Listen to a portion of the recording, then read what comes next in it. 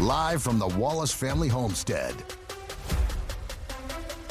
and City National Arena. So if the Golden Knights do move on, they're successful to surpass the Utah Mammoth. During games, I won't be as busy. This is the VGK Insiders Show. So maybe I join Jesus. That's pretty good. You see him around the office a little bit. Can you ask him if I can chip in? Maybe work a second period or something with him. You're gonna do color? No, I don't need to do color. I can do whatever he wants me to do. Oh, I can do color too. I'll duties as assigned with him. With Daren Millard and Ryan Wallace. It'd be fun to hang out with Jesus. How's your Spanish? Not great at all. On Fox Sports Las Vegas. Welcome in, Vegas Golden Knights Insider Show, Fox Sports Las Vegas. Ryan Wallace, Daren Millard, Jared Justice, hanging out with you for the next 2 hours. Golden Knights do not play today again, but they will go tomorrow, Game 3 in Utah. How we doing, boys? Hola. Okay. Good job. ¿Cómo está? Sí. Nope. Hola. Yes. Yeah. I asked you, how are you doing? And you said yes. Por favor. That's not good. Casa? Welcome That's to a my house. casa. That's a house. Yep. There it is. Any word from my good friend Jesus? I didn't see him today. I should see him. Well, I probably won't see him tomorrow because I think he's going to be in Utah. But I'll reach out to him. You're not? Are you going to Utah? No, I'm not going to Utah. I'm So going to be you're not at going to TI. see him for a couple of days? No, I'm going to be at TI tomorrow for the show. We got a game tomorrow. It's the only game in a 5-day stretch for this series. A little strange. So we're going to look beyond the Golden Knights and the Utah Mammoth today. We'll spend a little bit of time on what's happening around the VGK, but knowing that we've got an extra day to talk hockey, we'll bring in John Shannon at 5 o'clock in hour number 2. We will also chat with Brian MacCormack, the voice of the Henderson Silver Knights, coming off a massive overtime win last night to open up their best of 3 first-round Calder Cup, a playoff game, the American Hockey League postseason arriving in Henderson. So we'll chat with BMAC about what happened last night. It was a fantastic game. It didn't deserve to go to overtime because Henderson was that good. We'll also dip our toe into the results from last night and spend a little bit more time on those, as well as bring you up to date with what's happening in the 3-game schedule tight in the National Hockey League. But it was back to work for the Vegas Golden Knights. This second day off followed a complete day away from the rink. It was a full practice today for the VGK as they worked on a few things, and you'll hear from John Tortorella in just a little bit, just regarding what they're looking at during the course of this series. Yeah, I think, you look at the Golden Knights and you're just now getting into the meat and potatoes of the series, right? It's a 1-1 series. You're going to Utah, the change of venues for game 3 and 4. And, overall, I think that, you look at the Golden Knights, they probably are going to want to improve on all aspects of the game. It's not just offensive, defensive, it is all-encompassing because that's what you need to do in order to win a 7-game series. So I'll be interested to see what areas the Golden Knights are improved on in game number 3 up in Utah. One thing that is always it always takes me a while to get into the rhythm of with the Stanley Cup playoffs. And I don't know why that's the case, because I've been covering the Stanley Cup playoffs for 30 years. It's interesting how many greasy goals are scored, and the percentage of what you would consider greasy goals or scramble type goals in the Stanley Cup playoffs compared to the regular season. The 3-on-1s or the power play one-timer, those pretty goals, stretch passes for breakaways, those are really rare compared to the net front scrambles or the puck that banks in off a skate, or there's a rebound that's jammed across the line. The ratio is probably 3-to-1 greasy goal to nice goal. And last night was another great example of it. Leon Draisaitl, you look at the box score and go, oh, Leon Draisaitl scored. Well, he scored from the corner, banking off 2 legs and in. It wasn't a Leon Draisaitl type goal. And in our series that we're watching, primarily with Vegas and Utah. Vegas has scored a couple of net front goals that have found their way back of the net. The fourth line certainly had an impact on that, and a couple of goals have gone against them by pucks just bouncing off people. There's been two plays that have the puck was last touched by a Vegas defenseman. So it's something to keep in mind, and it's also a narrative that the coaches will be preaching. Sure, the rush chances are great. The opportunities on some zone time where you set somebody up backdoor on the weak side for a tap in. Those are great, but by and large, the offense is coming by getting pucks to the net and creating some chaos. Yeah, absolutely. And I think, if you think, or if you want to pull anything out of that, and it's not to be overly simplistic, it's not to say that every time you get into the offensive zone, you should just look to throw the puck on net, but it's never a bad idea to have the puck get there, right? Like, you can make plays, you can look to find those transition opportunities, but if you're spending time in the offensive zone and you're able to get the puck to the net, good things tend to happen that way. So I think if there's one thing to pull out of it is just simply get the puck to that area and good things will happen. Yeah, it's a cliche, and it is. And I tried to frame it in a way that didn't sound so old school. But it is a big factor, and when you work the games at night, and you are not able to on our game nights, you're not able to watch the early games certainly, and you're not able to keep up to date. I go through and I watch the condensed games on NHL.com, and you see when you see every goal in a 9-minute stretch of highlights. It really drives it home, and last night was the light bulb that went on when you're watching is just scramble after scramble and broken play that leads to the goal, and that because the broken play is the indefendable play.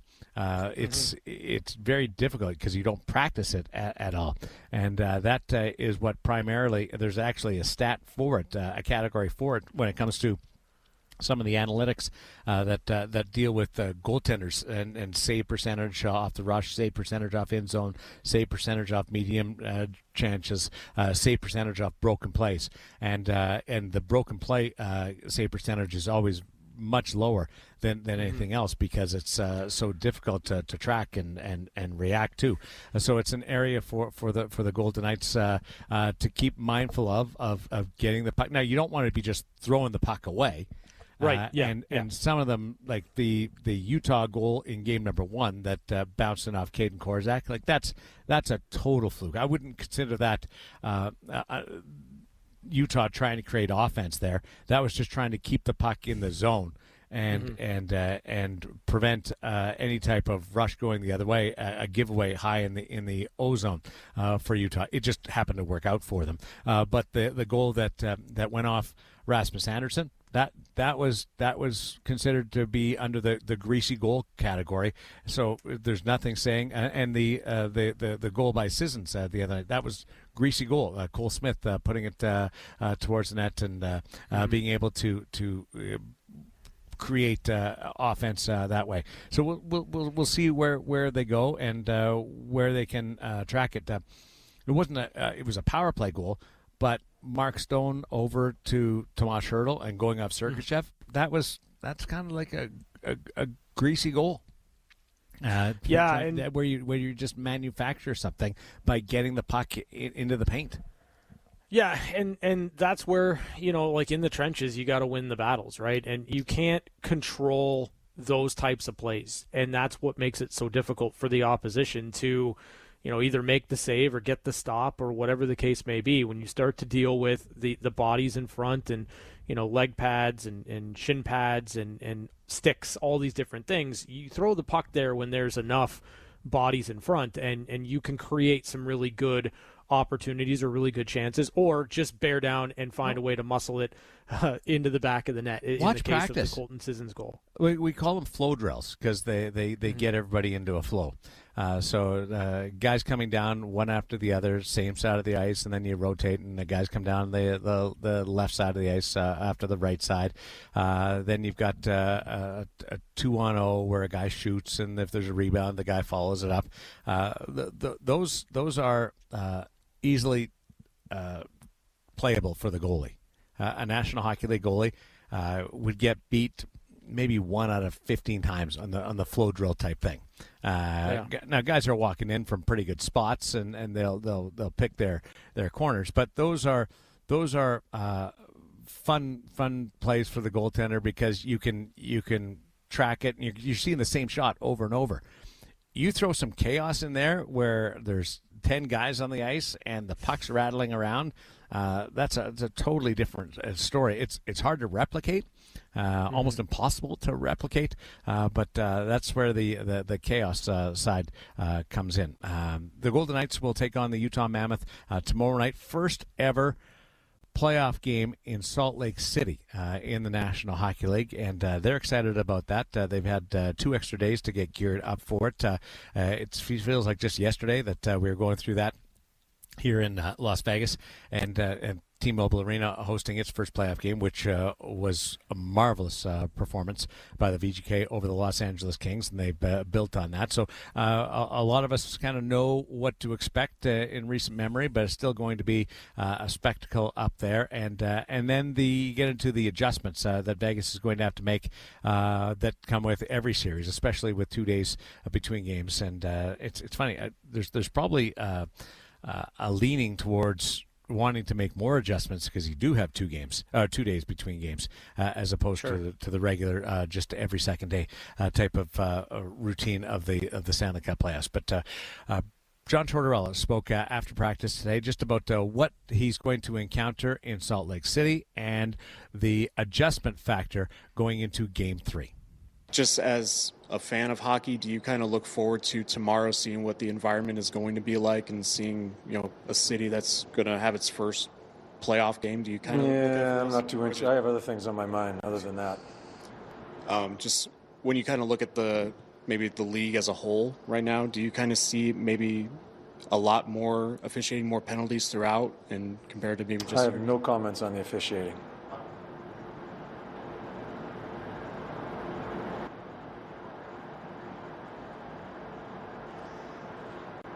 Level of concern about Hertl and Dorofeev offensively. It looks like Hertl's real close to busting out. It's close. Dorofeev keeps plugging away. Your thoughts about both guys? Yeah, I trust the team. I trust the group. Some guys are close. They know how to assess. We assessed the game in today's meeting. We assessed our last game. I trust the hockey club, Tommy included. There's lots of talk about their speed. Is there anything you can do to handle it? We have some things we need to work on, I think, be more consistent with. We're certainly aware of it, and we got to do a better job of it, trying to close them down. The players this morning really upbeat. One guy said, if we have a better third, we could be up 2-0 in the series. How much do you manage or want to manage their attitude and their confidence? Yeah, I think it's a huge part when you go from game to game. When you lose a game, making sure they understands what happened in the game.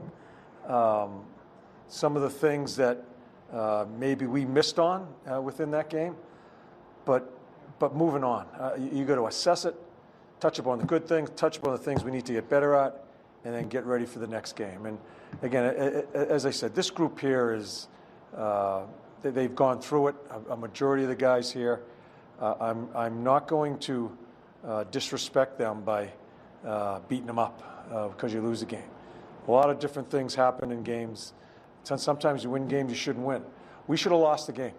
They were the better team. Our team knows that. We know that. Now we get ready for Game 3. All the different areas of the game, special teams, offensively, defensively. After a couple of games in this series, what's the biggest step available for you to take going into Game 3? I think you're not going to pin me down on certain things that we're trying to work on. I think as we go, especially with 2 days, I think we're trying to improve our whole game. offensively, defensively, everything about it, special teams, because you have time to do it. So it's not one particular thing that we're just looking to try to stay on top of ourselves. Where there's certainly things from the second game, when we played the same versus the first, that I think we struggled at in the second game. Certainly point those out. We've got to try to fix that. But the overall scheme as far as trying to get ready for a game is the total picture of our team. With the way penalties are being called, both firsthand and around the league, is there any change in the physical message at all? No. Nope. George, you mentioned kind of looking at areas for the first two games. 5-on-5, the chances where you'd like them, or would you like to see more? Where do you stand on that right now in terms of generating offense 5-on-5 for you? Yeah, you're always looking, as a coach, you always want to cut down the 5-on-5 chances, and you want to get more. So you're asking a coach, so there's always room for improvement on both sides. We need to, obviously their speed has shown up in the series, right, especially game 2. It's a concern of ours. I think we can fix it. They will get chances. They're that good of a team. We will get chances. It's just how you manage the games. I think one of the most important parts of playoff hockey are the momentum swings, how you manage those. When you don't have it, do you get hurt, or did you get through it and you get the momentum back on your side? And when it's on your side, can you hurt them? Those are the things that I'm trying to manage. And because both teams are going to get chances, both teams are going to make mistakes. It's just managing certain ebbs and flows of the game. The penalties in the second period the penalties the other night, especially in the second period, did that prevent you from maybe wrestling the momentum back like you normally would, or try to anyways? Yeah, I think it affected us more than them. I thought they handled it better than we did. I thought we lost tempo, we lost flow. I don't think they did. I think that's a big part of why we were their second period was much better than our second period. We got to figure out, just had a question about all the penalties. There's going to be penalties called. It's not going to change the way we play, but if we get into a little bit of a mess like that, we've got to manage it better. Gracias, Senor Tortorella, at the podium today after Game 2. It's a 1-1 series between the Utah Mammoth and the Vegas Golden Knights. Team has departed for Salt Lake City. They'll have a morning skate tomorrow and then get over at the Delta Center for that team's, that franchise's first playoff game. And looking forward to the excitement. And I think that it's going to be fun for the Golden Knight players to be part of that, and to probably in the case of a Riley Smith or Braden McNabb, Shea Theodore, the guys that experienced it as misfits in Vegas, it'll bring back some memories.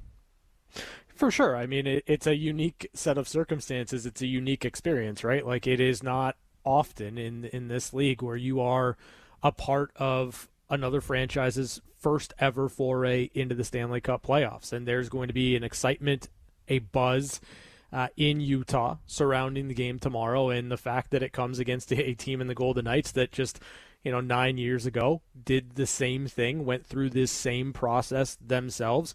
And there are players that were in that game against Los Angeles that are going to play in Utah. It will be a unique set of circumstances and something to keep an eye on. You just don't want to let them start believing that there's something special happening. That's what happened in Vegas.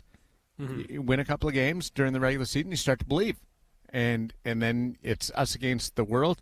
We'll take the world on. We're having success. Get to the playoffs, you started believing in it, and ended up in a great run. So you want to really tackle that, both the psychological and the physical side of it against the Utah Mammoth. We'll take a break, and when we continue, great stuff happening throughout the Golden Knights organization. The Henderson Silver Knights winning in overtime last night to start the Calder Cup playoffs. Brian MacCormack will join us to get an inside look as to how they won the game against the San Jose Barracuda and what's next in this best-of-3 series. It's the VGK Insider Show on Fox Sports Las Vegas.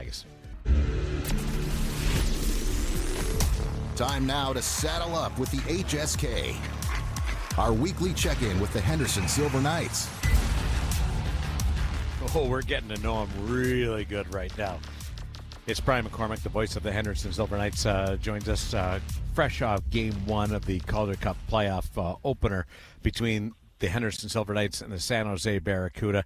Big win for the HSK. Joining us on the VGK Insider Show on Fox Sports Las Vegas. Let's start first. The atmosphere last night, and I was calling for people. Let's fill that building, Leafs Family Forum. First ever playoff game over at Leafs Family Forum, and the people responded. It was a great vibe last night for that win. Yeah, it was, Daren, and Ryan Craig commented on that after the game too, especially just having a little bit of knowledge of the way things can go in minor league hockey, which is to say, even in the postseason, a Wednesday night is still a Wednesday night, and a first round series doesn't. Usually you'll see the building get more and more energized as you get deeper and deeper into the playoffs. But last night, tickets were on sale for about 48 hours. There's not a large window for fans to make a decision to come, and there were over 3,300 fans last night, and everyone who was there was bought in and engaged. It was a really, really good atmosphere, and you know what? When the game is good, that's going to help. One will feed the other, and there was a buzz in the building from puck drop, but also it was a really fun back and forth game, and some drama to cap it off. So game one was a ton of fun, and you hope that there's a lot more to come. It was an overtime victory for the VGK, and I guess we should work our way backwards. But I wanted to preface that by saying it wasn't an overtime type performance by the HSK. It wasn't an even game at all. They deserved the victory, but Trevor Connolly with a 3-point night scores the winner, and it was just he's got a world-class shot, and I'm so glad that he decided to, when he got the step, to be able to release it and not try to do a little bit more with the play. Yeah, I asked him after the game around what point did you think you had the separation you needed, because he got the pass just a little bit beyond the defensive blue line, and Jed Wu is in the neutral zone. Jed Wu has an angle to handle it, but you could even see for Wu that he knows he's in trouble right around center ice, because it was about 3 or 4 strides, and you knew Connolly was, again, not gone like he had a 10-foot breakaway, but gone enough that he's going to be able to get the shot that he wants. And that's where I think we're learning more and more as time goes on that. And Darren Elliott spoke to this a bit last night too. Trevor Connolly has speed, but he doesn't have just one gear. He can, pull away from you, but he can also get you caught a little bit in the tumble cycle. We talk about the overtime goal, which was phenomenal, but he had a setup on Jeremy Davies' goal in the third period where he's working against Braden Ashe, the defenseman for San Jose, and the triangle between the stick and the skates, he put the puck through it 3 times and then giddied up a little bit more and blew around the outside. So he's got smart speed, but at the same time, when he's got an opportunity to pull away, he's 2 or 3 strides and gone. So, last night overtime only lasted 38 seconds, and it was just prior to the Connolly goal. The Barracuda had a great look. It was a shot from the point that was blocked, and Colin White between the hash marks pushed it wide. And it was literally just the next move up the ice, Matthias Sapovalov finding Connolly between the blue lines.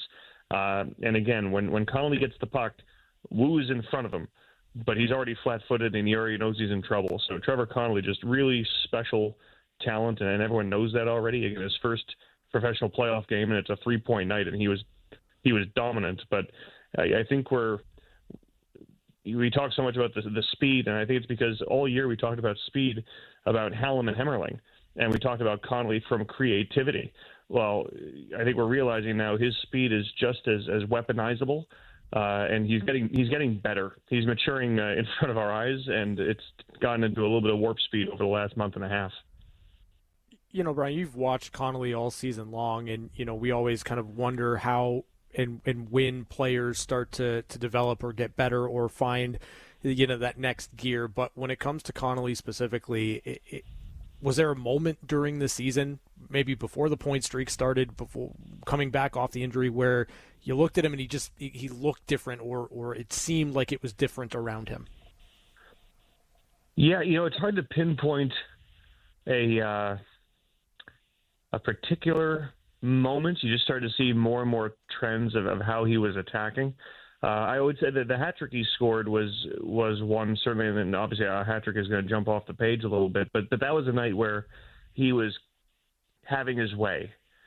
And from that point on, I think you saw him a lot more in attack mode. And, we talk about the youthful exuberance that he has. And, again, he's just barely 20 years old, but more so than a lot of players. Sometimes the way we talk about this game, we kind of forget that it's a game. And we'll talk of systems and structures and jobs and forecheck and pressure. It's very workmanlike, and that is true. For Connolly, he's one of those guys. He really is playing a game, and you'll see him carry the puck in a one-on-two situation. It's almost like a kid playing basketball in the park, and just looking for kids. You want to go one-on-one? You want to go one-on-one? And just I'll throw my skill up against yours, and we'll see who comes out on top.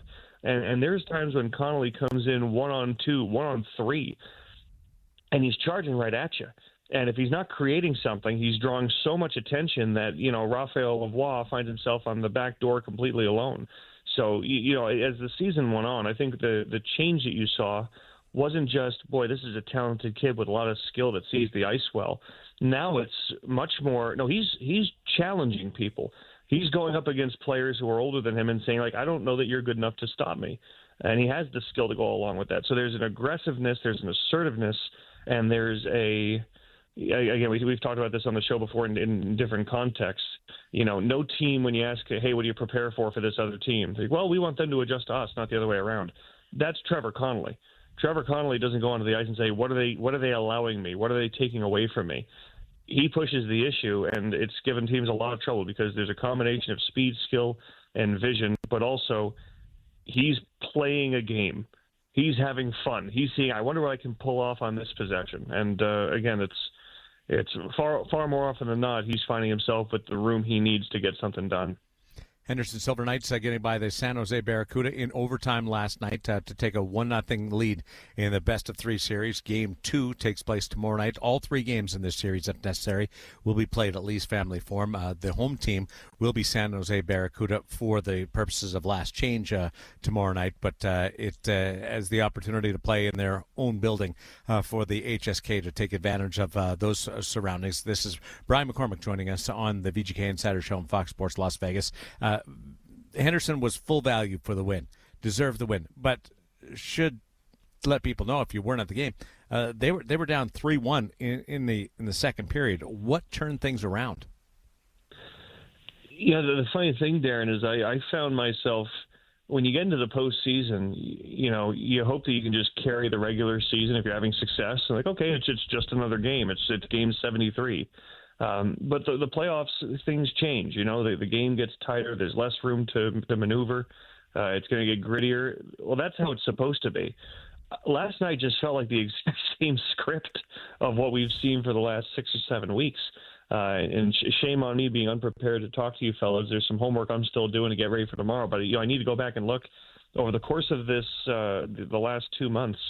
Prior to the last weekend in Tucson for the Silver Knights. And at that point, those games were, not particularly valuable for standings points. The important thing was to get through them and get through them healthy. So I don't necessarily stack those up against the rest of the run. But heading into that weekend, they'd won 5 straight games where they gave up the first goal. And over the course of the last, 15 games or so, I just don't know how many, but I know there are multiple games in which they came back from multi-goal deficits to win. So, again, you kind of, not that you expect it, it's playoffs and you're playing a good team, but it's possible. A 2-goal deficit is not daunting for this group. And we talked about when we were previewing this series, San Jose can score. Absolutely no doubt about it. And they scored. They had 22 shots last night, but I think their 4 goals, I think, came on their first maybe 15, and that's against Carl Lindbaum, who was strong, just a couple of situational rebounds. This is a team that knows how to score goals. They have a hard time stopping teams. And Laurent Brossoit made 34 saves last night. But throughout the night, look, he wasn't comfortable. The puck wasn't sticking to him. He had a couple of times pucks in the blue paint. There was one instance, there was a puck in the blue paint. He went to scoop it up with his glove, and he dropped it twice. Just muffed it twice. So, he's a good goaltender, and because of that, he was able to fight off some good chances, but he never looked dialed, never looked centered. So for the Silver Knights going into the third period, trailing 3-2, you figured, okay, if you keep getting pucks on net, you're going to get your opportunities. And Trevor Connolly makes a great play to set up Jeremy Davies on the tying goal, and then Raphael Lavoie had 2 goals again last night, and that's dating back to the regular season. I believe that's 23 goals in the last 25 games. It's insane. So, when you've got guys like that, all right, hey, we're down by 2. All right, well, if you think you're going to get, 20 minutes in the third period and 8 or 9 of them or 10 of them are going to be played by Trevor Connolly, Raphael Lavoie, and Tanner Lazinski, you're going to have enough scoring chances. So the Silver Knights were able to manage a Barracuda team that actually their best period last night was the third period, but they maintained and getting the puck to the net, getting bodies to the net, getting more traffic to the front. Eventually, it felt like the dam for Bressois was going to break, and it did. And that's just how it's been for the last 6 or 7 weeks. If you're down by 2 and you're going to get more than 2 scoring chances, that means you're going to have enough firepower for a chance to win. You look at playoffs, and it's all about adjustments. It's all about fine-tuning the game as much as you can inside of a series. So what do you pull out of game number 1, and where do the Silver Knights try to improve for game number 2?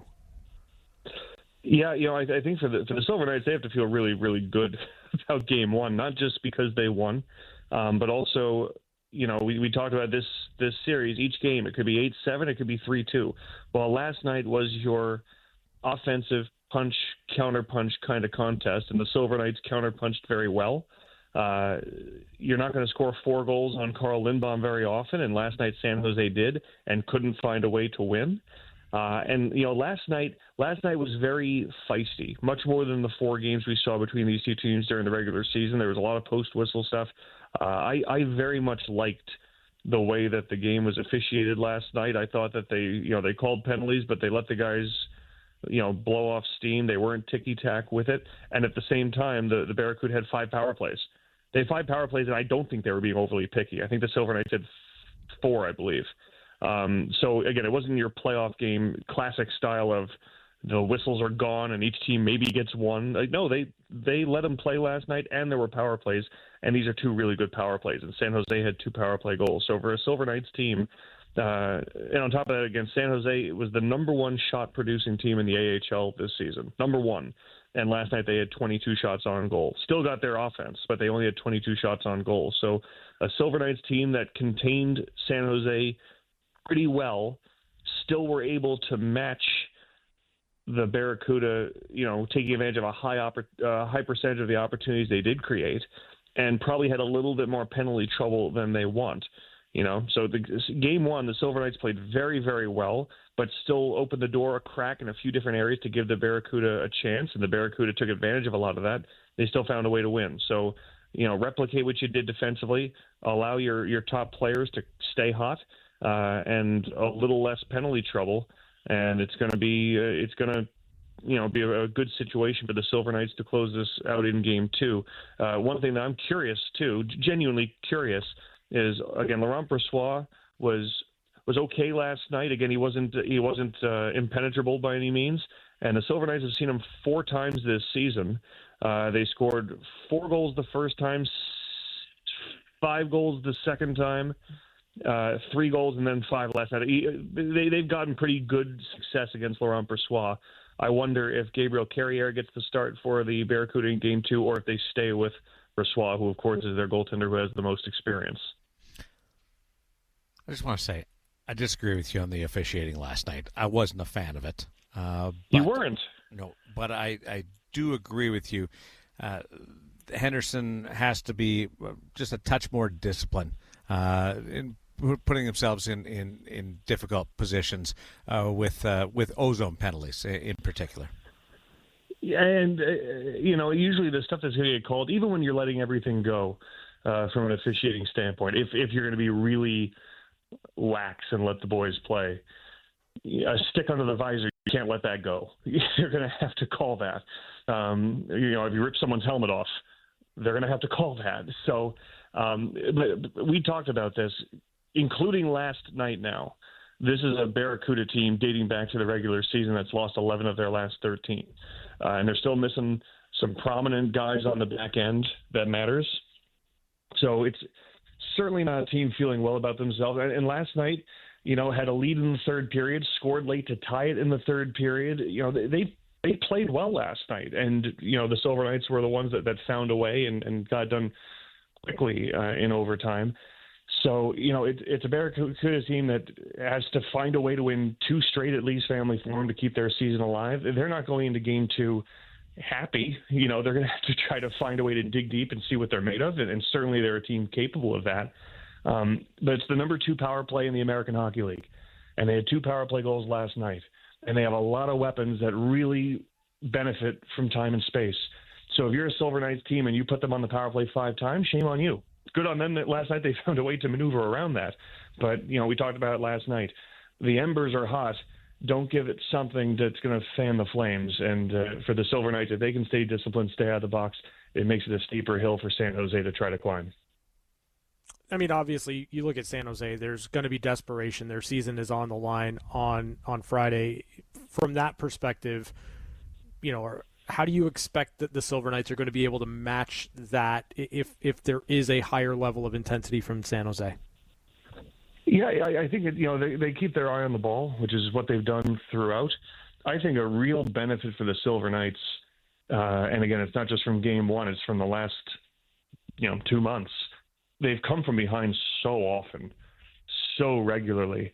And sometimes, if that's not in your DNA, if that's not in your nature, you fall behind 3-1, you fall behind 4-2, and the game just starts to feel a little bit out of reach. It's human nature that sometimes, not that your mind drifts towards the next game, but, part of coming back is will and keeping your foot on the gas pedal and working hard enough to do that.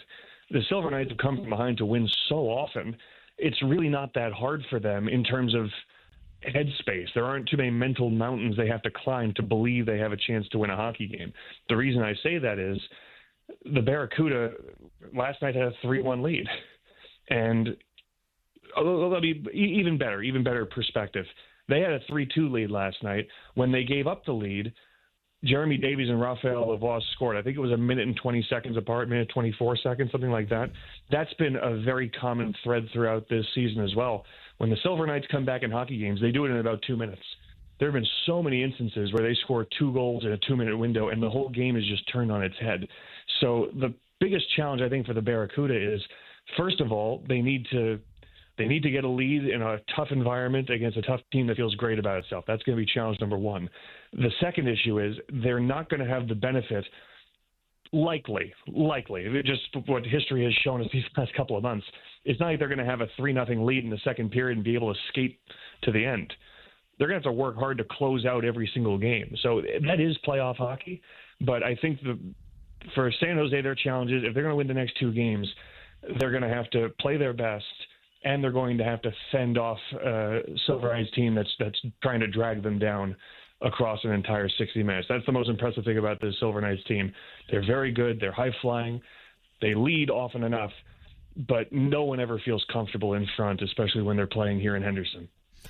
So tomorrow night's a big one for the Las Vegas Valley. You've got the Vegas Golden Knights in Utah, Salt Lake City, to take on the Mammoth in Game 3 of that best-of-7 series. And over at Lee's Family Forum, the Henderson Silver Knights will try to advance to the second round of the Calder Cup playoffs. And we'll keep everybody up to date on Script Sports with what's happening in Henderson. And if people want to go watch the live hockey, I'm sure there'll be updates, or what can people expect inside Lee's Family Forum to be kept abreast on what's happening with the the Golden Knights. Oh, absolutely. I know that we're going to be keeping people, anyone who's watching Flow Hockey tomorrow night, watching Game 2 of our series and doesn't have VGK on their other screen, we're going to let you know what's going on, and certainly within the building on the centering scoreboard, there'll be updates regularly. I don't exactly know the plan to what they're going to be piping it in during intermissions, things of that nature, but there's TVs all over the building. Trust me, if you're at the Silver Knights game and want to keep tabs on what the VGK are doing, you're going to know. It'll be very much updated throughout the night. And meanwhile, you'll be sitting at Lee's Family Forum with a rally towel and hopefully watching the Silver Knights advance to round 2. Game time tomorrow night, and just some of the happenings around Lee's Family Forum. Yeah, 7 p.m. puck drop for Game 2, much like Game 1, silver savings menu, free parking, all the value benefits of the regular season are still in effect. So 7 o'clock puck drop, and if you're not there in person, we'll be on Flow Hockey and on 12:30 the game, but highly recommend everyone make their way down to the heart of Henderson. Looking forward to it. One game in and already an opportunity to advance to the second round. Thanks, B-Mac. Appreciate you being available for us to lean on you. Thanks, guys. Appreciate it. Talk again soon. There's Brian MacCormack, the voice of the Henderson Silver Knights. Game 2 of the series, opportunity to move on tomorrow night. We'll be back to tee up hour number 2 of the VGK Insider Show on Fox Sports Las Vegas. Honestly, there wasn't a lot that happened in that whole series. I think we might have outscored them 7-3 in the whole series. Because Alec Martinez would always tell us that they still should have won that. You're listening to the VGK Insider Show. That was Riley Smith in conversation with Ashley Weiss over on the VGK social channels, just talking about the first ever playoff series for the Golden Knights. We're looking ahead to Game 3 in Salt Lake City between the VGK and the Utah Mammoth, and that's the first playoff game in the Mammoth franchise history. And just getting a sort of a lay of the land as to what it was like back in 2018 when Vegas hooked up with the Los Angeles Kings in that first round series, and it was low scoring. there was not a lot of goal scoring and action in that series. No, not at all. It was as low event, low scoring as you're going to find. How many overtime games in that sweep? I think 2. I believe there were 2 overtime games in that one. Both teams could have felt that they should have won. Yeah, and it's interesting, right? Because it was a sweep, but it wasn't a sweep in any way, shape, or form because everything was tight. It literally could have gone either way. And yet it didn't. The Golden Knights were able to win in a sweep, and they held LA to, I don't think Riley's far off there. Maybe 3 or 4 total goals over the 4 games. So just a tremendous performance from the Golden Knights and the Los Angeles Kings in an entertaining but low scoring series of playoff hockey. I will say again, I don't think the atmosphere is going to intimidate the Golden Knights at all. It is a spectacle for the fans. The environment that the Golden Knights play in front of for 41 home games every year kind of conditions you for anything that an opposition will throw at you in Stanley Cup playoff time. Yeah, I think so. I don't think hostile environments bother the Golden Knights.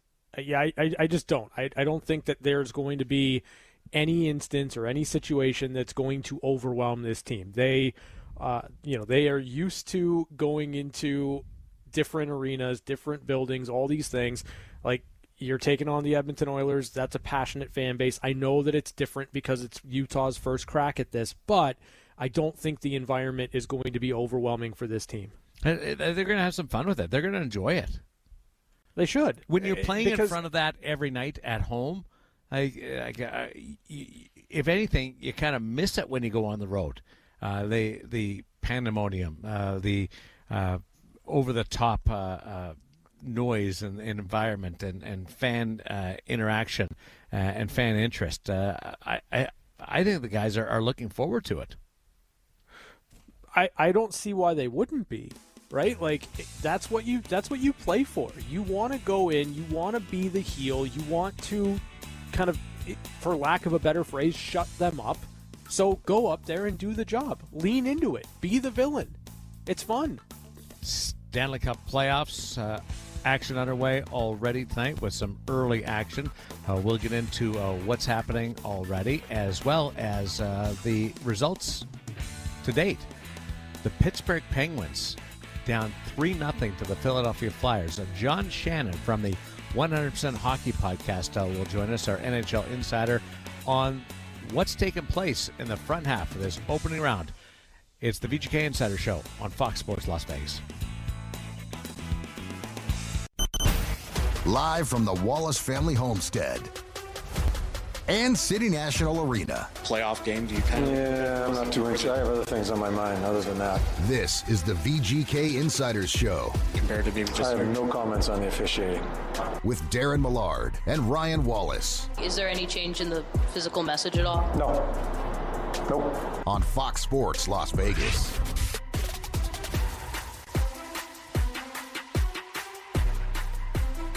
Daren Millard along with Ryan Wallace. Nice that you changed that up a little bit. Now I know that it's Ryan Wallace from the family homestead, not broadcasting out of City National Arena, or that the Wallace family homestead is also not City National Arena. I appreciate that little alteration in the opening. As we bring on our NHL insider, John Shannon joins us every Thursday on Fox Sports Las Vegas. Hello, John, boys. what's happening, my friend? Oh, just another day in hockey paradise. 2 more games right now. Has the first round lived up to what you expected? Dramatically, yes, they have. In fact, with all the overtime games, I think they have probably surpassed that. I don't think the hockey's been perfect, but I'll tell you what, it's been dramatic and it's been physical, and it's been a really good first round. And the storylines, including Philly doing what they're doing to Pittsburgh, and what potentially if Carolina could do the same thing to Ottawa tonight, it's been pretty impressive. Which series has grabbed your attention more than any other?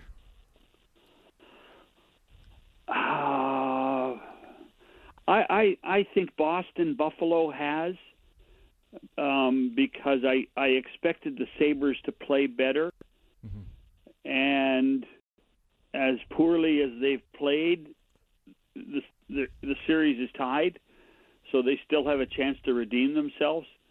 The fact that Buffalo's going to change goaltenders for Game 3 is fascinating. That's going to happen. So it's that to me is the first playoffs in 15 years in Buffalo is an amazing story in itself, and the fact that there's high expectations there. To that end, when it comes to the Buffalo Sabres, do you expect that they'll maybe going on the road helps them find their game a little bit? Do you think there's the nervousness of delivering on home ice for those fans, understanding the weight and the expectations? I don't know if they were nervous, Ryan.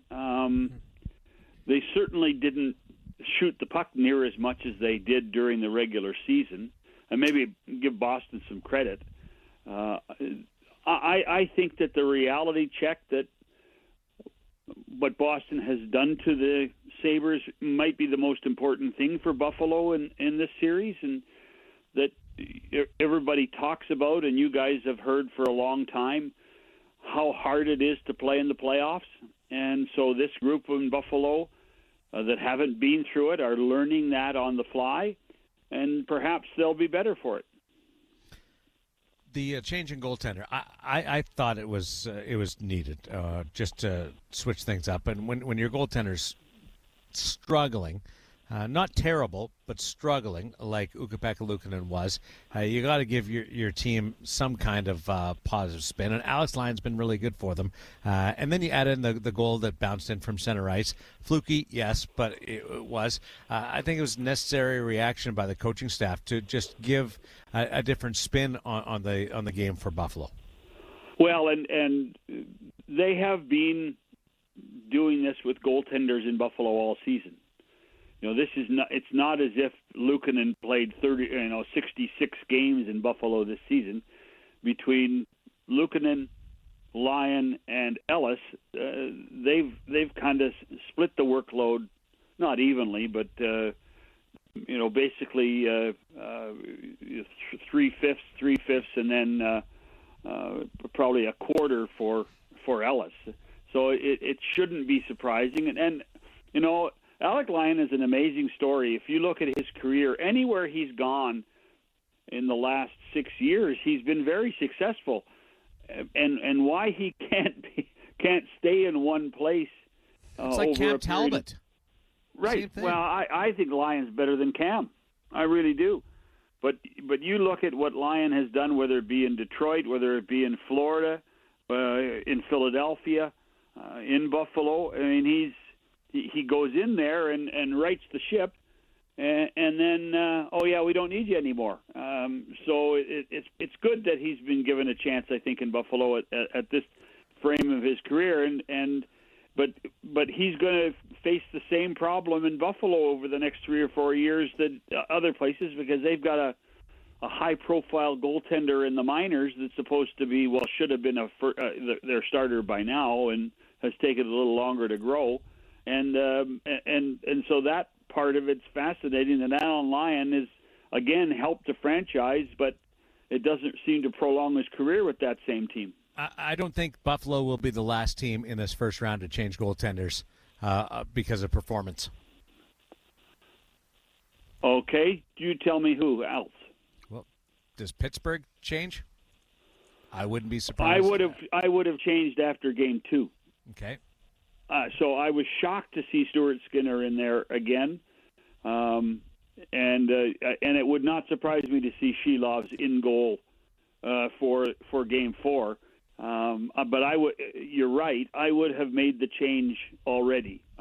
Stuart Skinner was not good enough after losing the first 2 games at home, and they should have been in that position to have Shelov's play Game 3 in Philly. And I hate to say it, but Stuart Skinner led in the Stuart Skinner goal against the Flyers, the 3-2 goal, and that was the game winner.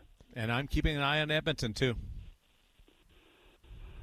Yeah, I guess you have to, but there's confidence in Connor Ingram. There's no confidence in Tristan Jarry. Mm-hmm. None, zero, zip, nada.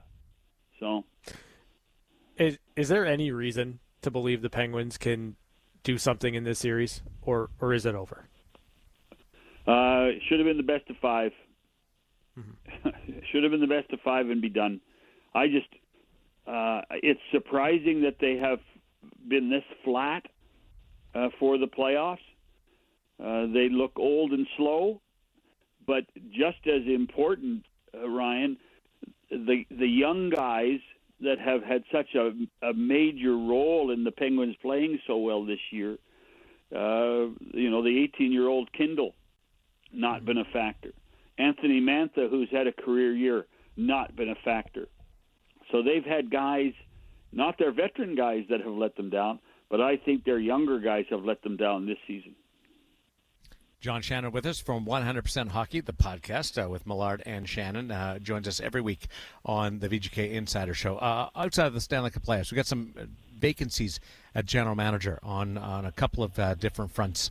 Toronto, Nashville, and Vancouver. Let's start with the Canucks. It seems to be a little muddy as far as the journey to replace Patrick Allvin. I don't think it's muddy. I just don't think we know the list very well. And rather than hiring a committee or a search company like they did in Nashville or they did in Toronto, they have created a committee internally of the business president, the hockey president, and the owner to come up with a name that is appropriate. The other fascination thing in Vancouver, that there has been for the last 2 years a GM in waiting in their system, a guy named Ryan Johnson, and everybody thought this was a slam dunk or an empty net goal that Ryan Johnson would be the next general manager of the Canucks. But I think that the team played so badly this year, the plan to replace Rutherford and Allvin has been accelerated, and there's a feeling that Ryan Johnson might not be ready yet. So Ryan Johnson may still get the job there. If they go through their due diligence and all the people they talk to and they realize, holy smokes, Ryan Johnson's very good, and he's got a head start because he knows all our personnel already, why don't we just give him the job? That still might happen. What has surprised me is of these general manager openings, I'll throw New Jersey into it as well, but they've filled their vacancy with Sonny Mata, is each team, Nashville, Toronto, Vancouver, New Jersey, had had a different short list of people, or have a different list of people who are interviewing. Normally, I'd expect a lot more crossover of people, but it shows that there's no clear-cut next general manager out there in the National Hockey League. I also don't think there's a large group of former general managers out of work. If you compare it to what we've done in the last few years with coaches, the list of coaches, there's always a list of veteran coaches available. I mean, when John Tortorella got hired, replacing Bruce Cassidy, and Pete DeBoer was on that list. Those were three veteran coaches that darn well are going to get. The other two are going to get jobs, and DeBoer did get one on the island, and Cassidy's relaxing in Martha's Vineyard right now, waiting for the call this summer to coach somewhere else. There isn't that list of general managers of the same ilk for a couple of reasons. This league doesn't change managers very often, so there aren't managers in waiting, and assistant general managers don't have high profiles, so we don't really know very much about them, and so the list is long and varied, and I think people, once they find a group of guys that they're fascinated with, they deal with it. So and the other thing is, and you mentioned Sonny Maeda, there's also right now in a copycat league, there's a real belief that perhaps we should go get an analytics person to be our general manager, and so that is a different list than the list of general managers that work in traditional hockey operations departments. Toronto. They're down to 4 by some of the reports that I'm hearing. Involve a former general manager in John Chayka from Arizona, and then some assistant general managers around the National Hockey League, New York Rangers, the Dallas Stars. It's not an overwhelming list, to be honest. What do you think of what's happening in Toronto right now? I think people are in shock that that's the list. I think there's an expectation that the person who runs the Toronto Maple Leafs has to have a higher profile, and people are shocked that this is what the search has found. Is you're right, John Chayka is on that list. But of the 4 guys, only one of them has previous general manager's experience. It's amazing to think that. Are you surprised? I'm shocked. Okay. I'm one of those guys in the shock department, and I talked to 3 other guys in the last 24 hours. They think it's a terrible mistake if this continues. This is a very difficult place to work. Throwing someone relatively inexperienced at the managerial level to the Wolves here could be a terrible mistake. It has happened here before. In 20 years ago, the president of the club decided to replace Pat Quinn with an inexperienced assistant general manager who came with high regards around the league and lasted less than 2 years and was dismissed because he wasn't competent enough to manage the pressure of the Toronto Maple Leafs. And it took the team 6 or 7 years to recover from that. That person is now the assistant general manager of the Utah Mammoth, John Ferguson Jr. I always had Doug Armstrong penciled in as a perfect candidate if Toronto made a change. Why haven't we heard Army's name? I think Doug Armstrong had Doug Armstrong penciled in as a perfect candidate too. And I think Doug Armstrong wants the job. I think he wants the challenge. He has the right, in my opinion, the right pedigree. Doug Armstrong has not been called, nor have the Maple Leafs phoned the Blues and asked permission to talk to Armstrong. And I think once you hear that, after all the discussions in the last 2 or 3 months, you're shocked that that's not the case. There's a real belief that you need somebody with those types of experiences that Armstrong has to manage this organization here, and the fact that they haven't called is, I think, a little bit telling on the process. You know, John, I want to zero back in on Stanley Cup playoff hockey here and dive into Utah-Vegas, the first 2 games of that series. It's going to shift to Game 3 in Utah, their first ever Stanley Cup playoff game coming up tomorrow. Through the first 2 games, has there been anything that stood out to you about this series, how it's gone through the first 2, and that it's split going back to Utah for Game 3? Yeah, just I think that, that Utah was able to make enough changes from Games 1 to 2, and then their speed became a factor, I think, in Game 2.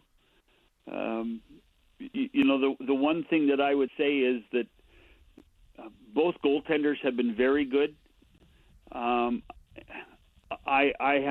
surprised Vejmelka has been this good, because I've seen him play this well in a game, but rarely is he able to string it together for a long period of time. So, if he doesn't have a bad game in Game 3 or 4, it wouldn't surprise me. That has always been his weakest link, his consistency. But at the same time, I think that, for a series 1-1, it's got nastiness, it's physical, it's got speed. The good players have been solid. I mean, the young stars for Utah have been impressive. A guy like Dylan Guenther, who we know can shoot the puck. Boy, can he shoot the puck. Now it's time for, I think, some of the veteran players in Vegas' sweaters to make a difference. Time for Marner to be better. Jack Eichel to contribute more. The one guy that I am always impressed with and have been recently after a poor start in a Vegas uniform is Rasmus Andersson's been pretty good. So there are lots of positives. It's going to be a 7-gamer, I think now. I wasn't sure when the series started, but now I think it's just going to be a long, long series. John Shannon with us on the VGK Insider Show on Fox Sports Las Vegas. You can hear him 3 times a week on 100% Hockey, the podcast with Millard and Shannon. Ran into Bill Armstrong the other night, by the way, at the rink, the general manager of the Utah Mammoth, and just had a quick exchange thanking him for being on the podcast, and he was delightful and said anytime. So it's great to catch up with the people that we connect with over the course of the Zoom conversations. When it comes to other action, and Utah's got its hands full with the Vegas Golden Knights, Anaheim has had a chance to win both games. They sealed Game 2 against Edmonton. The storyline is a lack of production from Connor McDavid. How frustrated is the Oilers captain right now? Well, if he is frustrated, he won't see it yet. But I think the Ducks have done a magnificent job team-wise on Connor. There isn't a moment where there isn't a Ducks player within 2 feet of McDavid, and it doesn't necessarily have to be one person shadowing him. Every opportunity the Ducks have, they're prepared to make a legal hit on McDavid.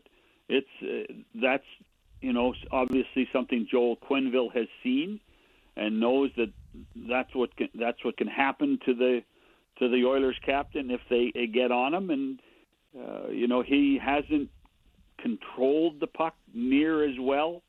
He carries the puck so much, but it seems to be slipping off his stick every once in a while, a bit more in this series. He did turn his ankle last night, which obviously has to be a bit of a concern, but knowing Connor McDavid, it won't bother him. He'll be ready to go for Game 3 tomorrow night, and we'll see what happens. The Ducks have done a really good job. But they're still allowing a lot of goals. That's the amazing part. But that was a given. That was a given. They were, if the Ducks were to win the series, they were going to win Game 7-4, 6-5. They were. That's just the reality. If every game's 2-1, the Oilers win. but the Ducks can turn it on. They can keep going, and then they'll make a mistake or two. The problem right now is that the Oilers are a similar situation. I mean, when second game in a row, the Oilers came back from 2 goals down to tie, and in one game they were able to get ahead, and in game 2, it was a couple of mistakes, an icing, an ill-advised icing for no reason, and then the loss of a face-off, and then an inability to clear the puck, and Cutter Gauthier gets it and puts it in the net. And so the Oilers have had some of the defensive issues that the Ducks always have, and that's why the series is 1-1. I don't view Colorado, LA as a scenario where the Kings are going to be able to upset Colorado, but they have been able to do a pretty good job of keeping Colorado's offense at bay. Do you think that continues for the rest of the series, even though, again, I don't think LA is winning it, but Colorado hasn't been as impressive offensively as I thought they would? I think LA's done a really good job. In fact, Ryan, I think that what we're seeing is the residue of the Jim Hillard defensive style of the LA Kings in place, with DJ Smith now coaching the team and hopefully getting a few more plays in the offensive end of the rink. There are 6 other teams in the Western Conference praying that LA keeps it up, and LA is able to continue to use the body and be strong defensively and force the Avalanche into some situations, perhaps win both games in LA and have the series go back tied to Denver. But that's because the playoffs are a war of attrition, and if you can get out of the first round having played only 4 or 5 games, you're in so much better shape than any other team that has had to play 6 or 7. That becomes a factor. I'm a broken record about saying it. There's 2 things that get you to the Stanley Cup final and a chance to win the cup, and that's good goaltending and good health. And if you win series in 4 games, you got a better chance of being healthier. What's the modern version of a broken record? It's a. I was going to say it was a scratch CD, but people don't have CDs anymore. I'm not even being a smartass. I don't know what it is. Those are outdated. Yeah, it's probably like a okay. buffering internet signal. Millard and I are both outdated, Ryan. That's okay. So it's all right. No, it's when your data is buffering. Mind you, guys, listen. Vinyl's coming back, baby. Vinyl's coming back. It has been for a little bit. Turntables are very popular nowadays. Sure, and and remastered, albums are pretty good craze these days. Gosher and I were talking about our favorite record stores when we were growing up today. Sam the Record Man, very, very popular in Canada. Did you ever, and then I followed up with, asked Gosh, did he ever try to play a record backwards? Remember those days, like Iron Maiden lyrics? If you played it backwards, you could hear certain phrases. Yeah, they claimed Ringo was dead. Yeah, did you ever try that? I did. No. Did you? No, I wasn't a music guy. I was a radio guy. I loved turning the radio on and finding at late at night finding the weakest radio station from the farthest distance from my hometown. And then listening to those games, it didn't even matter wherever there was a game coming through the airwaves. Exactly. I mean, I grew up in Western Canada, and we, on a good night with an overcast sky, about 1,000 feet clouds into the mountains, you could get, Los Angeles radio. And that was, to me, San Francisco. KSL, mighty KSL out of Salt Lake City. That was cool stuff. I enjoyed the old double cassette days where you had the boombox with 2 cassette players. You record off the radio with one, and then you make your own mixtape. And you always hated when the DJ would talk. You did. You never made a mixtape in your life. Oh, for sure. I still have them. You know what? I'll send you a picture when I get home. because I still have my cassette tape collection that's on the wall in my living room. What do you mean?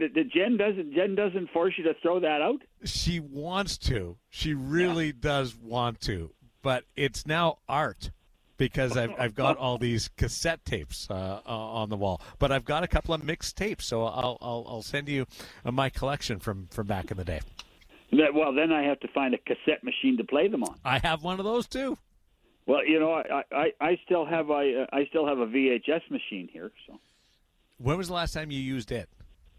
I usually bring it out every once in a while when I want to reminisce about the third Stanley Cup I ever produced in 1982. A big win by the New York Islanders. Correct, over the Vancouver Canucks. That's right. King Richard Brodeur. Yeah. Hey, by the way, I better say hello to my pal George McPhee before you cut me off here. George's in a good spot, heading up to Salt Lake City for Game 3 tomorrow night. One game, well, and it's good because this is what I always asked for. I wanted a Utah versus Vegas rivalry. Yes, you did. I think it's going to be a great long-term rivalry for both cities. UTV people making it one game in 5 days in this series. That's not me. UTV people. Yeah, you're a TV guy too, mister. Yeah, but you had a lot more control over the schedule than I ever did. Yes, I did. I just wanted to be part of the schedule. You determined the schedule. Yeah, that was fun. I used to like doing that. Yeah. I used to like doing that. That was good. Can imagine. Former executive producer of Hockey Night in Canada a couple of times. John Shannon, I'll talk to you tomorrow on 100% Hockey. Scotty Bowman tomorrow, boys. Scotty Bowman. Love my time catching up with him. Living legend. We just open the mic and we don't talk. The Scotty talks. And then he'll come back at the end. For those that don't know Scotty Bowman, legendary coach, but he's such an engaging personality now. He'll come at us with random questions. Oh, sure. He'll ask us. You got to be on your toes with Scotty. But here's the other thing, Ryan. I know we got to go, but here's the other thing, Ryan. We used to work on a show in Toronto together, Daren and I would fill in when his other regular guys weren't around. And Scotty would be in Sarasota, Florida, watching the show every day.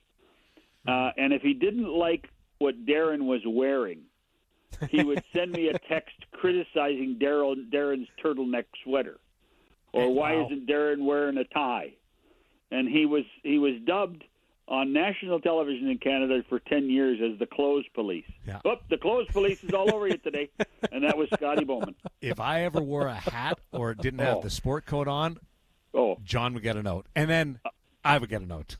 Yeah, that's right. Scotty's and by the way, that's his son who is the general manager in Edmonton, so he's still involved in the game somehow. Still as engaged as ever, as we learned in the Olympics on 100% Hockey. Thanks, John. We'll chat with you in the morning, pal. Cheers, boys. He's our favorite, John Shannon, NHL insider, back with one-timers, news and notes from around the National Hockey League. Update you the early games on the Stanley Cup playoff night on Fox Sports Las Vegas. Carlson left corner, centered, one-timer, score! It's time for One-Timers. A quick look at news and notes from around the National Hockey League. Brought to you by Paul Pata Law. It's not about the injury, it's about the recovery. I want to try to get to all 7 series outside of the Golden Knights and the Utah Mammoth as we bounce our way around the National Hockey League. But first, the word of the day, and you've got a doozy today. Yeah, the word of the day is dice. Dice. So text in DICE, DICE, to 702-876-1340, and you could hit the jackpot, $2,026, thanks to Lotus Broadcasting, Paul Pata Law, and Fox Sports Las Vegas. Again, the word of the day is dice. How much money up for grabs there? It's $2,026. I wasn't trying to catch you on anything. I just wanted to compare it to what we're going to be doing tomorrow on the VGK Insider Show, courtesy of Paul Pata Law and our Hockey Parlay contest, as we continue to search for a winner to give away the season-ending jackpot that continues to grow by $100 every week. There's not a winner, and tomorrow we are playing for a significant amount of cash. Yeah, we didn't have a winner last week. Last week was $1,300, so this week it's $1,400. Woo-hoo-hoo. Unreal. So the word of the day or the hockey parlay contest, we've got like over $3,000 available to people.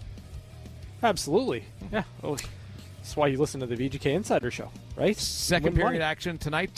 Buffalo and the Boston Bruins are playing Game 3 of that first-round series. I want to call it the Adams Division, but it's not. It's obviously the Atlantic Division nowadays. Buffalo Sabres on the road after splitting the first 2 games against the Boston Bruins. Buffalo on a power play in the back half of the second period. It's 1-1, Boston and Buffalo.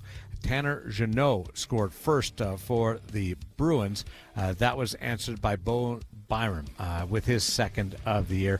It's 1-1, and Alex Lyon in goal for the Buffalo Sabres, a change from the first 2 games by the Buffalo Sabres. Lindy Ruff changing things up, and I wouldn't put it past them to end up back with Ukko-Pekka Luukkonen. There's one of a handful of teams. There's I have them at 5 going into the playoffs where you could legitimately see 2 goaltenders play for that team in the first round and still advance. It's that balance. There's that much depth right now, or look at it the other way, that much volatility in the goaltending position of some of these franchises. So you got Buffalo, you've got Edmonton, Minnesota in there? Minnesota is in there. And the Kings and the Avalanche. That's fair. That makes sense. Yep. Carolina Hurricanes could also see a goaltending change at some point there, but they're off to a great start, up 2-0 on the Ottawa Senators as that series moves north. Ottawa trailing 1-0 in this game tonight, trying to avoid a steep hole. Logan Stankoven with his third of the playoffs. Logan Stankoven, the player that the Carolina Hurricanes got in the Mikko Rantanen trade, the high-profile trade in which Rantanen said he didn't want to play long-term, wouldn't sign long-term in Carolina. Stankoven came over, and he's been a very good compensation piece for the Carolina Hurricanes, who lead it 1-0 just seconds into the start of the second period there. Yeah, I mean, I think if you look at it from a Carolina Hurricane perspective, Logan Stankoven fits their team. He fits Rod Brind'Amour. He fits what they want to do as a collective, as a group. And, when it became very obvious, very clear that it was not going to work out with Mikko Rantanen, getting a piece that fits the way that Stankoven has really done a number and paid dividends for Carolina. So if you're not, I like the fact that they swung big. I like the fact that they went out and tried to make it work with Mikko Rantanen, but getting Stankoven back and the way that he's played has been a really good find for them. Still to come tonight, Los Angeles hosting the Colorado Avalanche. 2-0 for the President's Trophy winners after winning both games at home. The Avalanche have not scored to a lot of people's liking, but still lead it by the maximum amount and are in a pretty good spot. So it's got to be a little frustrating for the Avalanche to hear some of the noise that's happening, even though they won both games. Yeah, absolutely. But I think again they're better than LA, and LA has done a really good job through 2 games of containing Colorado. But the fact of the matter is, for the Avalanche, it doesn't matter if they score 5 goals or if they score 2 goals and win, they're still winning the game, right? And for a President's Trophy winner that hadn't really had a lot of adversity over the course of an 82-game season, if the adversity they're going to face in the first round is that they're just not winning by enough, they're doing a pretty good job. LA's got to change their approach a little bit here, because just holding Colorado at bay is not going to give them any chance to win this series. They have to figure out a way to score some goals, so loosening things up. You may allow a few. You may lose in the end anyway, but playing this style, which is not that entertaining, by the way. Not that they have to worry about Darren Millard's opinion, but they aren't going to win just by stopping the Colorado Avalanche. That's a fact. I mentioned the Dallas Stars with Mikko Rantanen. He was impactful last night, scored the opening goal of the game for the Dallas Stars, who ended up coming back and winning it 4-3 in double overtime against the Minnesota Wild. And everybody who was panicking after a series opening loss by the Dallas Stars feeling much better about their game. Last night wasn't a perfect game, but if you're a box score Billy and you're reading the game summaries, you go Rantanen, Robertson, Matt Duchesne. Wyatt Johnson. Yeah. Those are the goal scorers for the Dallas Stars. You like your chances of winning the game. There was, by the way, another accidentally on purpose hit by Jamie Benn last night. Yeah, he was a menace last night.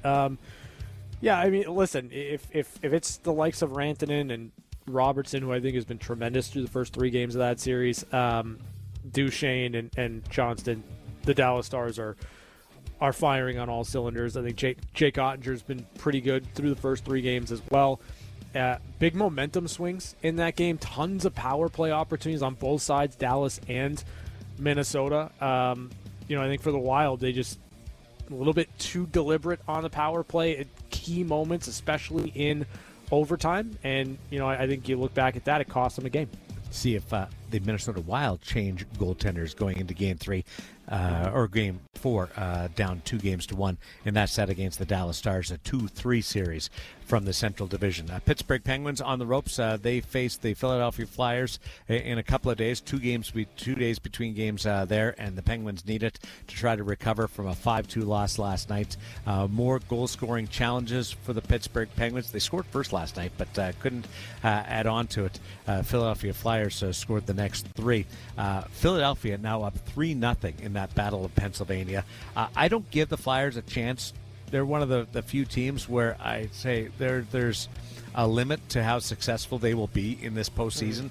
I don't put them into the category of they can go all the way, but this is a pretty cool story for the Philadelphia Flyers. Yeah, I mean, listen, they're on the verge of sweeping their cross-state rival, right?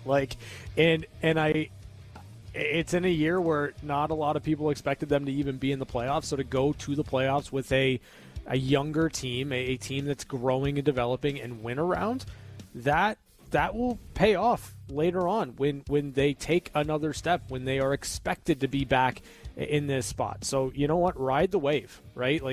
Rick Tockett's a really good coach, and if they can go out there and sweep the Penguins, the last go-around, you would imagine, with Sidney Crosby and Evgeny Malkin and Chris Letang in tow for the Penguins in the postseason, that means something to Philadelphia, not just in this season, but beyond. Spent last night the first 2 periods at Lee's Family Forum watching the Henderson Silver Knights, who eventually came back and won it in overtime against the San Jose Barracuda. And then I slipped home because I wanted to catch the end of the Anaheim-Edmonton game, and well-timed on that front due to the fact that it was a thrilling third period. Edmonton, you keep waiting for them to turn it on and be able to grab just firm grasp of this series, but it took a great comeback in game number 1, and they were prevented from doing that in game 2. And I think you've got some real confidence out of what one you split for Anaheim on the road. You've been able to control Connor McDavid, and you've been able to score at a reasonable pace. Anaheim has given Edmonton all that they can handle so far. Yeah, I mean, I've been pretty bullish on the idea that I think this is the Edmonton Oilers series to lose, just because I felt like Anaheim was going to give up too many chances, and when you've got McDavid and Draisaitl on the other side of the equation, you give up chances, you're going to get scored on, and even though the Ducks can score, you got to stop the other team. Well, they've done a good job on Connor McDavid through 2 games, and I'm not there yet in kind of changing my opinion on how I think the series will go or who will win it, but the Anaheim Ducks are giving me something to think about. I loved a post. I can't remember who put it out, so it might have been Jason Bro, but forgive me if I have the wrong person. But they just put out a post on X. Going to take the over until I lose. Going to continue to take the over on Anaheim Edmonton until I lose. You're not going to lose in this series. I don't think you are. Not a chance. That's an update. We're back at it tomorrow night in Salt Lake City for Game 3 between the Utah Mammoth and the Vegas Golden Knights. Final thoughts coming up as we continue on Fox Sports Las Vegas. I'm on fire over here, lads. Come on, I need some back and forth. Come on, what do you got for me? What do you got for me? Now make it quick. Make it funny.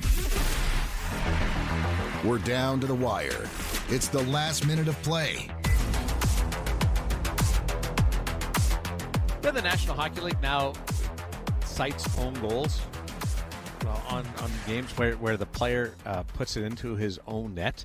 It's not like soccer where somebody doesn't get credit for the goal. An opposition player, the last player to touch the puck, still gets credit for the goal. But they determine and make it public that there is an own goal that was scored in the box score. Own. Different than the last couple of years. It must be because of gaming, because it's tough to credit a shot on goal for that. Even though there's credit for the goal going to the opposition, there's not an actual shot on goal that's handed out as was the case in years previous.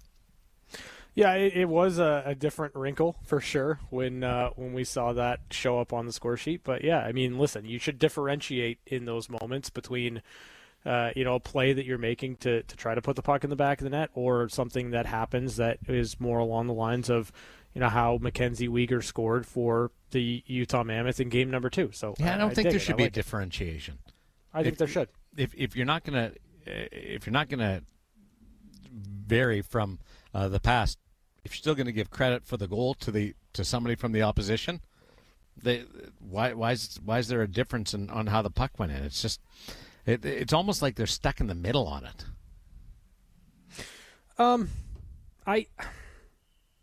I agree with that to a certain extent. Like I think that there should be a differentiation, and I don't think that an opposition player should get credit for the goal. So like, if you're going to do it, if you're going to differentiate, then differentiate it as an own goal charged to the team that put the puck in their own net. And I'd like just to kept the same way, because we get goalie goals that way. When if you put the puck in the net and the last player to touch it was a goalie, you get a goal. Billy Smith, first goaltender to get credit for a goal. Was credit for a goal because he was the last person to touch it, and there was a delayed penalty, and the pass went back to the point, missed everybody, and went in the back of the net. And this happened a few times since then. Hey, you guys familiar with Nate Bargatze? No. You don't know who Nate Bargatze is? Stand-up comedian. He's got a new movie coming out, but he was over at T-Mobile Arena the other night. And a stand-up superstar, and he came over and joined us on the pregame show. Just want to say, one of the nicest human beings I've met, who was on a significantly different level. Like, this guy is a global superstar right now, one of the hottest comedians in the world, and now he's branching out into film. He's done Saturday Night Live a few times. He's been on College Game Days, everything. And before he came over to the set, he made sure to know all of our names. Gary, Daren Elliott, myself, and I just want everybody to know the guy that you see doing stand-up, he does clean stand-up too, and he's got a new movie coming out, The Breadwinner, which is a family movie. He's genuine on the stage, and he's even more so in person, and I think that deserves to be mentioned when the people are as cool and gracious off camera or off stage as they are on it. Yeah, no, that's really awesome. That's cool. I'll have to you got to do some homework. Yeah, I'll have to do some homework. The dude is so funny, always making fun of himself. Tomorrow we've got Game 3, Utah and Vegas in Salt Lake City. We'll tee it up for you on the VGK Insider Show on Fox Sports Las Vegas. Looking forward to it. A lot of giveaways tomorrow as well, including a chance to win $1,400 in the Paul Padala Hockey Parlay Contest. We'll see you then on the VGK Insider Show on Fox Sports Las Vegas.